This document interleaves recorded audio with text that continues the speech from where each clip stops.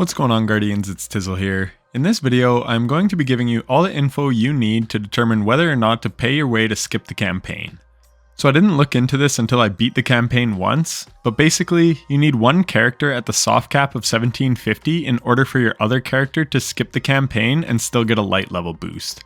I believe if you are below 1750, you'll just have the campaign completed, but you will not get high light gear. For that reason, I would not skip a campaign until you have done it on at least one character. So when you beat the campaign, you visit Nimbus and are awarded a whole armor set at 1770 power. They also award you an exotic of your choice, and I chose the new Warlock gloves Ballador's Wrathweavers. These drop to the 65 stat roll at 1775 light, but the soft cap is 1750. Soft cap just means any world drop, including blues, can help you. From there, you go to the powerful cap at 1800 and the pinnacle cap at 1810.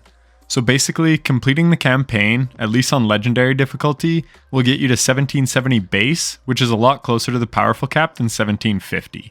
But I digress. So if you choose to skip the campaign, you'll be 20 light levels behind. However, if you know how to even out your gear, this shouldn't be a massive problem. So how do you actually skip the campaign? Well, if you go to your character selection screen, you can see the little icon beside two of my characters. It says Character Boost. You click on that, and then it will tell you what this option gives you. It skips the campaign and unlocks Strand. It also says it brings you to soft cap, and it also mentions that the highlight level items go to your character inventory, so make sure you have room on your character before doing this. So as you can see, it costs 2,000 silver to skip. How much is that, you ask? Well, I live in Canada, so the cost is 25 Canadian dollars. Plus you get 300 bonus silver. So then really you just have to ask yourself, is it worth $25 for me to skip the campaign? For reference, on my first playthrough, I did a 2-man with my boy Pat, and it took us about 6 hours start to finish, and that was while watching every cutscene. So 6 hours, that is like $4 per hour. However, you are paying money to skip the campaign of the DLC that you paid money to play. So this will completely be a personal decision. For me, I did this because I was curious and I wanted to make a YouTube video to help others decide if they should do it or not. Also, yes, you may save some time, but the armor drops at 1750, so you may take 6 extra hours or more trying to hit light level 1770, which is what you would have had if you just completed the campaign on that character. And also, you do not get to choose a high stat exotic from Nimbus either. I ran all over Neomuna trying to see if I could pick up an exotic. I thought maybe I had to talk to Osiris and Keitel and stuff first like you do during the campaign. Nope, that didn't work. So as far as I can tell, you do not get to choose an exotic if you skip the campaign.